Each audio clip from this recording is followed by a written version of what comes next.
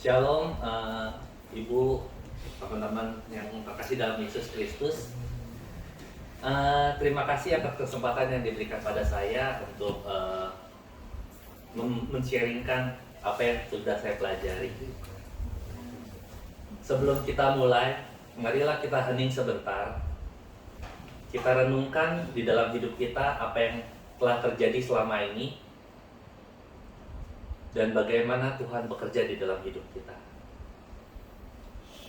Hari ini renungan saya akan bawa tentang pencobaan di padang gurun. Nah, kita baca dulu ya. Siapkan Matius 4 ayat 1 sampai 11. Oke. Kita baca bersama-sama. Maka Yesus dibawa oleh Roh ke padang gurun untuk dicobai iblis. Dan setelah berpuasa 40 hari dan 40 malam, akhirnya laparlah Yesus. Lalu datanglah si pencoba itu dan berkata kepadanya, "Jika engkau anak Allah, perintahkanlah supaya batu-batu ini menjadi roti." Tetapi Yesus menjawab, "Ada tertulis, manusia hidup bukan dari roti saja, tetapi dari setiap firman yang keluar dari mulut Allah." Kemudian iblis membawanya ke kota suci dan menempatkannya di hubungan bait Allah, lalu berkata kepadanya, "Jika engkau anak Allah, jatuhkanlah dirimu ke bawah, sebab ada tertulis mengenai engkau, Ia akan memerintahkan malaikat-malaikatnya dan mereka akan menatang engkau di atas tangannya, supaya kakimu jangan terantuk kepada batu." Yesus berkata kepadanya, "Ada pula tertulis, jangan engkau mencobai Tuhan Allahmu." Dan iblis membawanya pula ke atas gunung yang sangat tinggi dan memperlihatkan kepadanya semua kerajaan di dunia dengan kemegahannya, dan berkata kepadanya, "Semuanya itu kuberikan kepadamu jika engkau sujud menyembah aku." Maka berkatalah Yesus kepadanya, Enyahlah iblis, sebab ada tertulis, engkau harus menyembah Tuhan Allahmu, dan hanya kepada Dialah engkau berbakti." Lalu iblis meninggalkannya, dan lihatlah malaikat-malaikat datang melayani Yesus. Kalau kita perhatikan tentang pencobaan di padang gurun, kita lihat dari keempat Injil itu berbeda-beda. Kadang-kadang kita nanya, yang mana yang benar? Yang mana yang benar? Kok 4 Injil beda gitu? Yohanes nggak menceritakan, karena memang Yohanes pengen menunjukkan Yesus itu maha kuasa. Jadi Yesus dalam kondisi dicoba itu nggak dikasih lihat. Tapi kalau Markus kita lihat, Markus itu cuma 2 ayat, singkat sekali, tapi dari 2 ayat itu kita bisa melihat bahwa bagaimana Yesus menghadapi pencobaan itu. Nah, yang hari ini kita baca dari Matius. Nah, kalau kita lihat dari Matius, mungkin teman-teman udah sering mendengar Romo cerita, pencobaan pertama, tentang perut, kan? Ngomong selalu seperti itu. Tapi kali ini saya memfokuskan ke titik yang lain. Fokuskan ke titik di mana iblis mengatakan, "Jika engkau anak Allah." Jadi kadang-kadang kita sendiri dicobai, kamu kan orang karismatik, kamu pasti begini. Kamu kan orang psikologi, kamu pasti harusnya lebih mengerti begini-begini. Seringkali yang dicobai iblis itu apa? Harga diri kita. Tadi kita udah sharing tentang kerjaan, di mana harga diri kita ditekan setekan-tekannya. Nah, tapi ketika Yesus ditanya, "Jika engkau anak Allah," Yesus jawabnya apa? Yesus nggak pedulikan itu. Yang Yesus lihat apa? Harga diri gua nggak seperti yang dia ngomongin.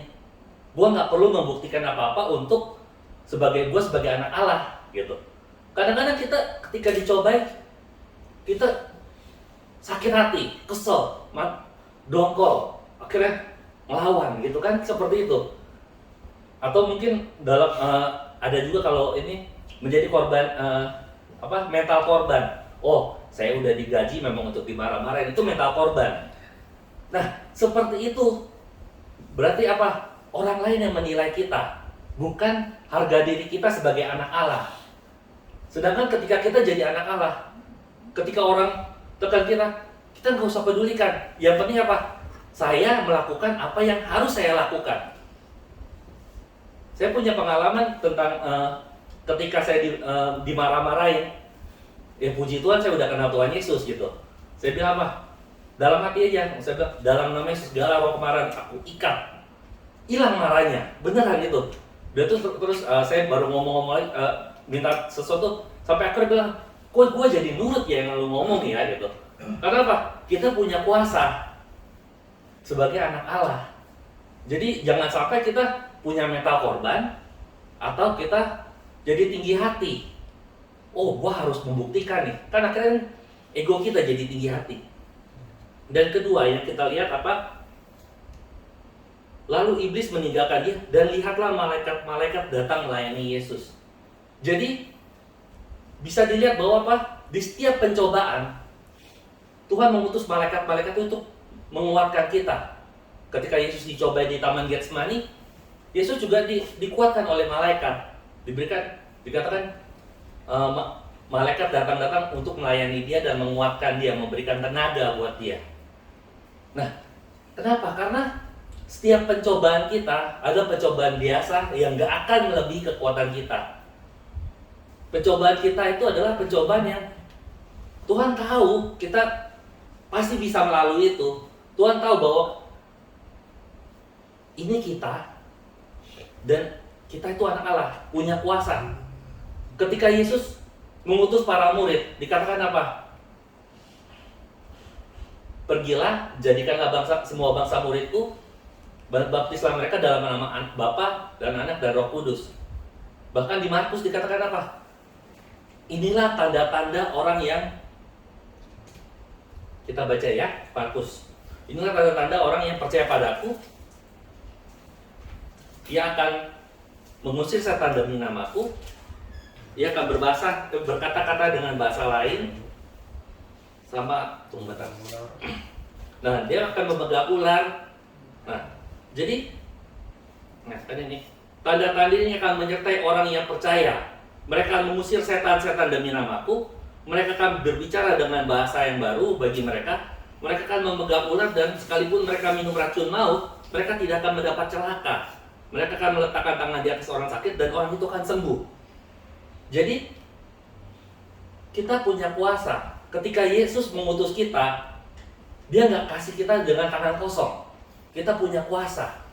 Bahkan di dalam Yohanes 14 ayat 12 dikatakan apa? Ketahuilah, barang siapa percaya padaku, ia akan melakukan pekerjaan-pekerjaan yang aku lakukan. Bahkan pekerjaan-pekerjaan yang lebih dari itu.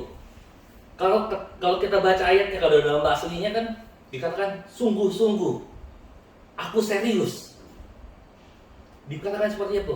Jadi benar-benar kita punya kuasa. Jadi ketika kita mengalami pencobaan, jangan takut. Karena apa? Yesus juga udah ngalamin pencobaan. Dan Yesus memberikan contoh bahwa pencobaan itu kita bisa lalui. Cara Yesus melalui pencobaan itu apa? Dengan mengenal firman Tuhan. Dengan mengenal firman Tuhan.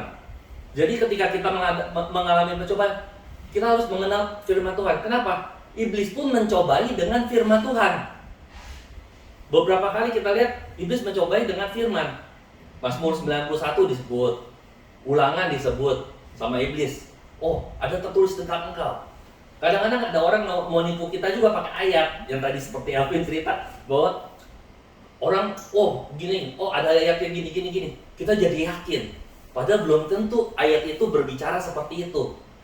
Jadi kita harus mengenal firman Tuhan itu secara dengan konteksnya.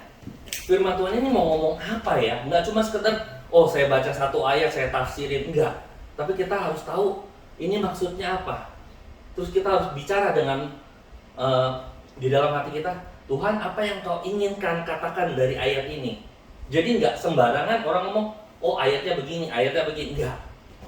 Jadi teman-teman, ketika kita mengalami pencobaan, kita harus tahu apa yang Tuhan katakan, apa yang kebenaran Tuhan yang Tuhan sampaikan di dalam firman-Nya itu apa untuk kita. Siapa kita sebenarnya? Apakah kita adalah pecundang atau kita benar-benar anak Allah? Kalau kita benar-benar anak Allah, kita punya kuasa. Dan kuasanya itu akan memerdekakan kita. Supaya kita benar-benar tahu bagaimana harus menghadapi hidup ini, bagaimana harus menjalani hidup ini tanpa harus terintimidasi. Apalagi sampai setahun, 2 tahun diintimidasi. Enggak. Dan saya tahu bahwa saya tahu bahwa benar-benar kita berharga. Kita biji mata Tuhan. Kalau biji mata Tuhan dikasih debu, Tuhan pasti kucek itu debu supaya hilang gitu. Kenapa? Karena apa? Kita berharga. Kita punya kuasa dan kita harus menggunakan kuasanya sesuai dengan perutusan kita. Ketika kita di rumah, kita layani keluarga dengan baik. Ketika kita di kantor, kita layani di kantor dengan baik. Seperti kita melayani Tuhan. Jadi jangan kita double standar. Oh, di gereja kita haleluya haleluya, ketika di rumah halelupa gitu. Aneh lupa gitu. Enggak. Kita harus benar-benar melakukan apa yang Tuhan suruh. Jadi kita harus tahu. Kita nggak boleh double standar.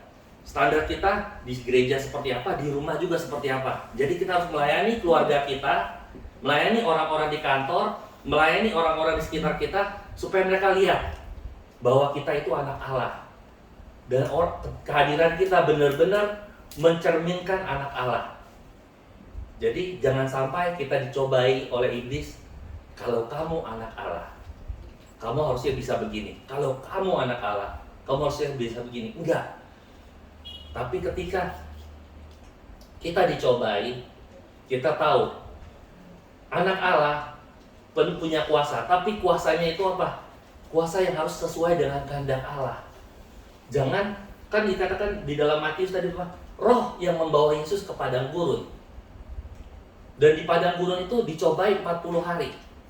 40 hari itu ada simbol sendiri. Kalau kita baca di dalam kitab suci, setiap kali bangsa Israel dipersiapkan Tuhan, selalu ada angka 40.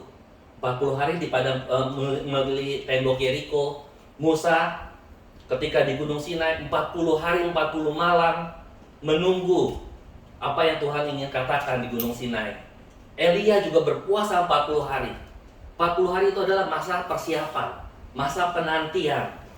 Nah, oleh karena itu kita harus tahu bagaimana kita harus menghadapi pencobaan sesuai dengan apa yang kita pelajari di firman Tuhan.